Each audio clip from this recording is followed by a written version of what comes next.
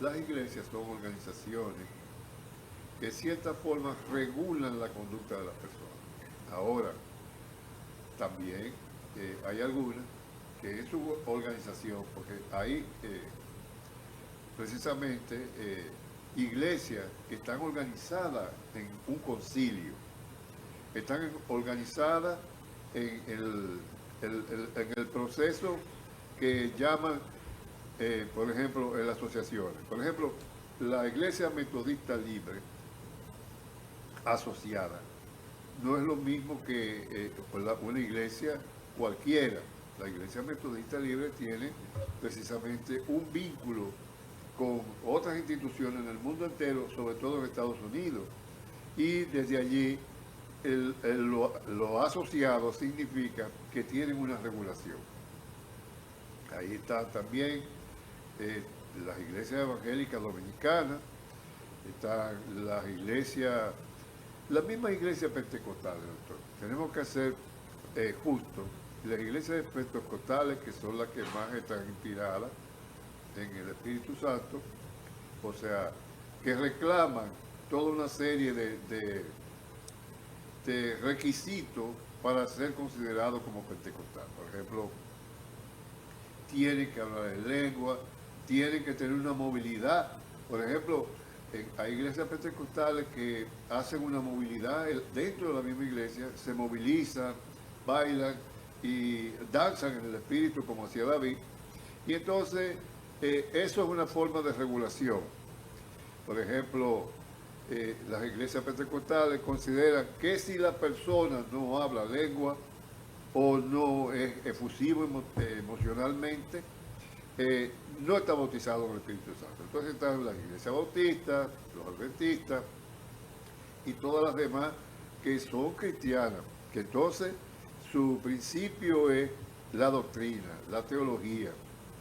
Entonces a eso los pentecostales le llaman los fríos. Y ahí citan a Juan y Apocalipsis, en el sentido de que Juan decía, en cuanto no eres tibio ni frío, te vomitaré de mi boca. Eso a la iglesia de la Odisea, porque desde el mismo hacemos este hincapié teológico basado precisamente en las iglesias, porque precisamente Juan escribe a las iglesias. San Pablo, escribe a las iglesias, escribe por ejemplo Corinto.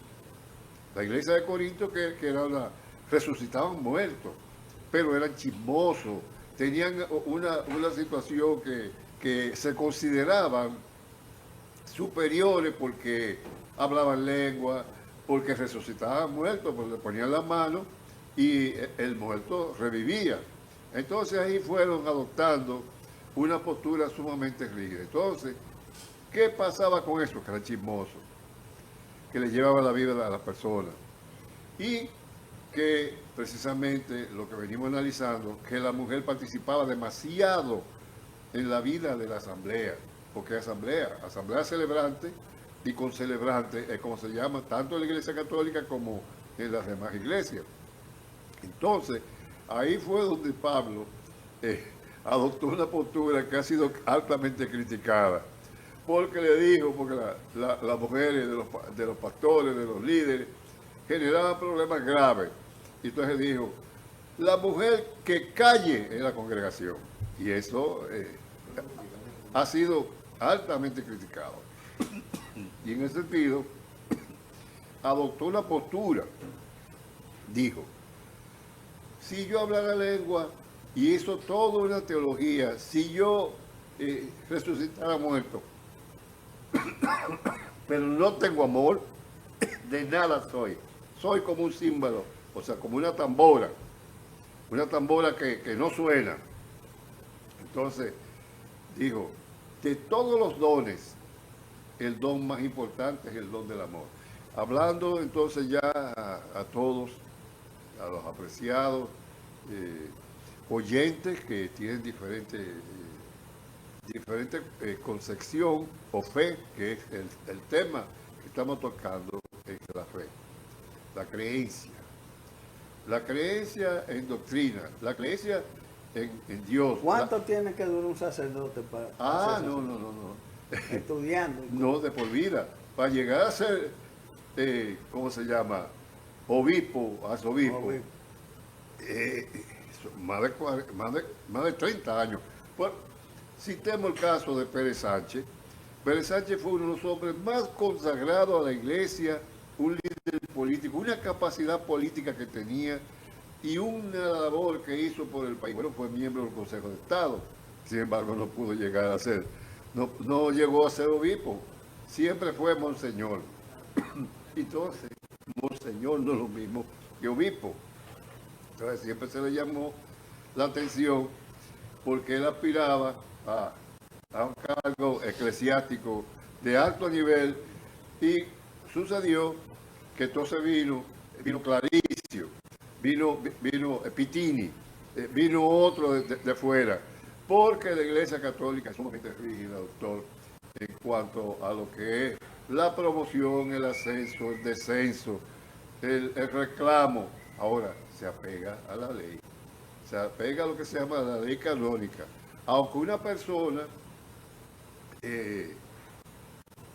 cometa un desliz o no lo cometa, tenemos un caso que no queremos ahondar mucho, le ponen el sustituto seguido ahí, que cuando inmediatamente cumple, inmediatamente Sale. tiene el sustituto ahí.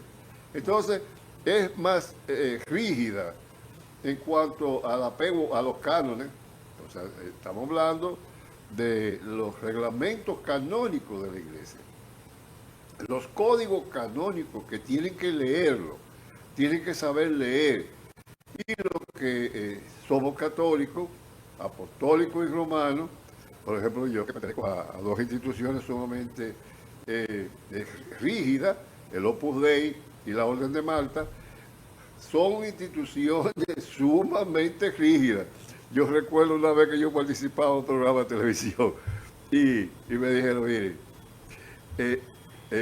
nos hemos reunido con su caso y usted no vuelve más a ese programa. Y yo, lo que cumplía era una labor, precisamente, podemos tratar la situación que tenemos con el SIDA, y yo sé que tú lo tienes pendiente. En ese tiempo tenía la pandemia y participaba en todos los medios, pero había un medio que las iglesias no contemplaba, porque en mi cercanía con otras iglesias evangélicas me decían, no, pero usted no se ve bien ahí. Entonces, precisamente de uno de ellos me dijo, no es que usted sale, en el próximo, usted no sale en ese próximo programa. Entonces, eso para que usted vea cómo cuida la imagen. Entonces, con relación a precisamente a lo que es la doctrina, a lo que es la hermenéutica, que es como se llama la parte, la homilética, que se llama la interpretación de los textos, la interpretación de la vida. Tenemos una situación ahora bastante difícil con una persona que yo admiro mucho, que dijo, bueno, para nosotros preservar la vida de la gente, tenemos que matar a un grupito. Ay, vamos a la pausa. Sí, para llévatelo.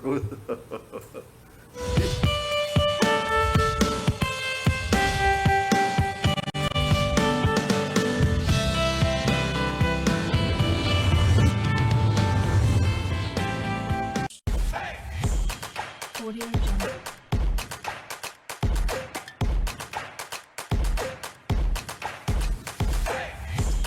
Audio Jungle.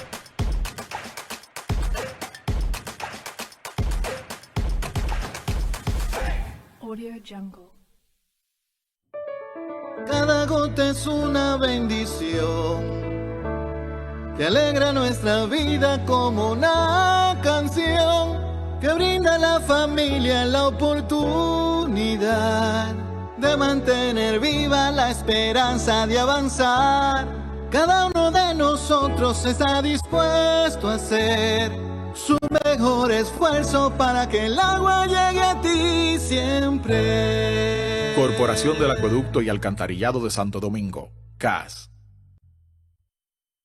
el gobierno del presidente Luis Abinader avanza con determinación hacia el futuro energético con la inauguración de Manzanillo Power Lamp, incorporando 414 megavatios al sistema nacional, fortaleciendo así la estabilidad eléctrica y abriendo nuevas oportunidades de progreso en la región noroeste.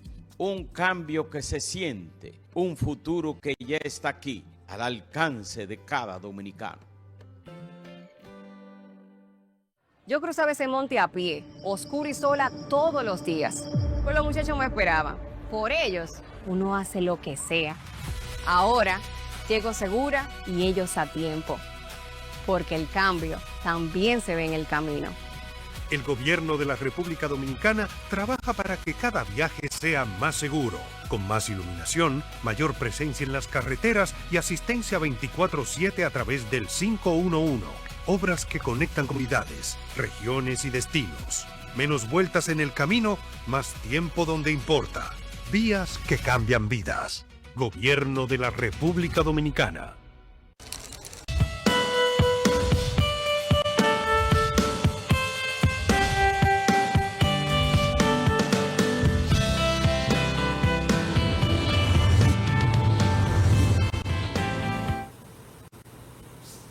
Seguimos con políticas públicas. Fíjese, doctor, ha habido una preocupación que está surgiendo en términos médicos, y es que ha habido un aumento de los casos de VIH, conocido como SIDA. Ha habido un aumento en los últimos meses y esto ya está tomando una nota preocupante.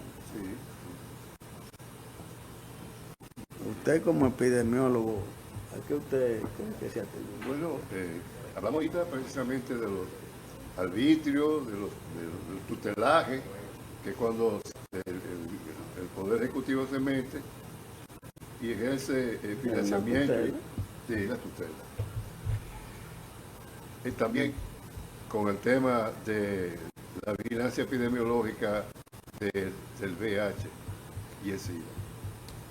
Queremos entonces enfatizar que no es lo mismo el VIH que el SIDA. El VIH es la infección y el SIDA es la enfermedad. Entonces, hemos tenido una condición en la cual el financiamiento, que el financiamiento es todo, el financiamiento que ha venido desde fuera, de Estados Unidos generalmente, de la ONU, Copresida y el Conavicida. No solamente el Copresida, el Conavicida, que es el Consejo Nacional de Prevención precisamente del SIDA. Porque el Copresida atiende a ambas situaciones. Entonces atiende que tengan los retrovirales, que tengan le dan su medicina. La medicina y le dan un seguimiento. En los hospitales, las instalaciones tienen un equipo en el área de epidemiología, el departamento de epidemiología tiene precisamente los promotores.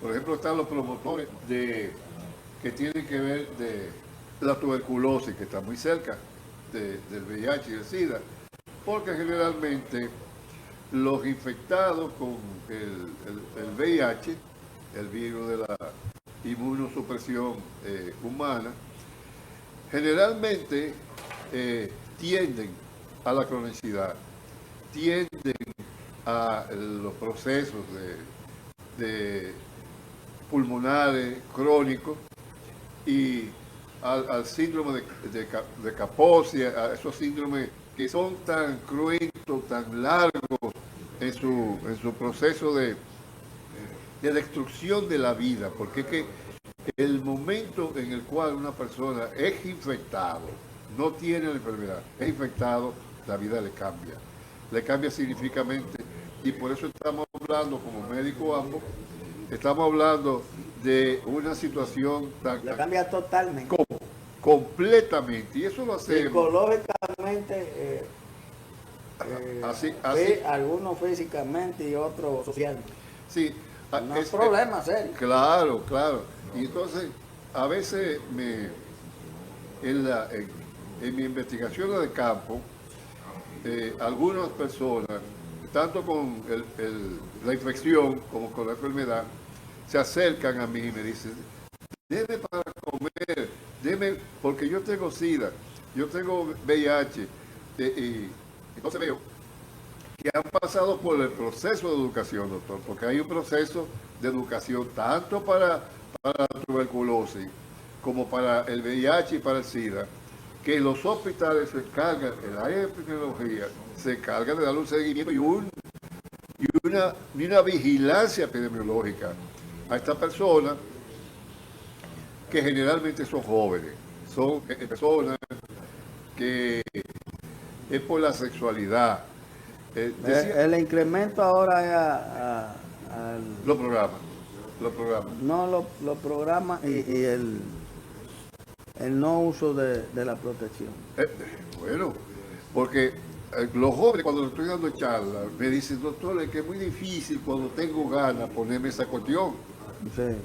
Entonces nosotros entrenamos a través de la Fundación Antigua en la que tú ya Como también. dicen los gallos, Sí. en los gallos, embotado. Bueno, sí, Y que yo no peleo embotado. porque tenemos que recordar a Sigmund Freud, que él decía que 3 arietes del ser humano son el apetito, el sueño y la sexualidad. Entonces la sexualidad, sobre todo los muy jóvenes, tienen una tendencia a ser efusivo.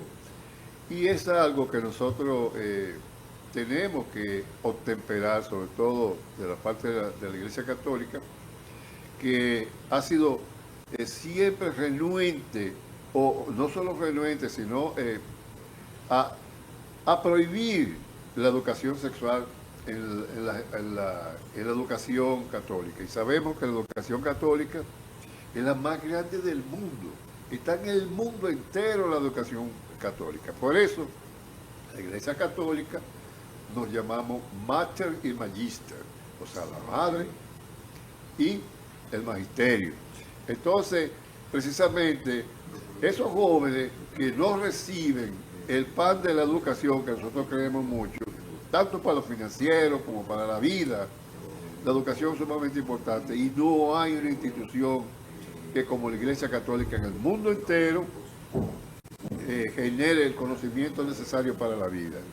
Claro, están esos grandes centros protestantes, sobre todo en Estados Unidos, en Europa, que desarrollan universidades, Harvard, Yale, son altamente protestantes. Entonces, pero la Iglesia Católica tiene un poco de objeción en cuanto a la educación, sobre todo los jóvenes.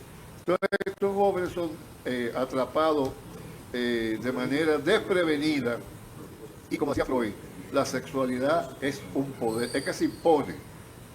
Y como me dicen muchos jóvenes, no, lo que ocurre, doctor, es que es muy difícil que cuando uno tiene ganas o tiene uno trago la cabeza, Sí. uno ponerse ese gorrito, eso no es tan fácil así. Ahí es que está el asunto. Sí, entonces se van al pelo, tú ves.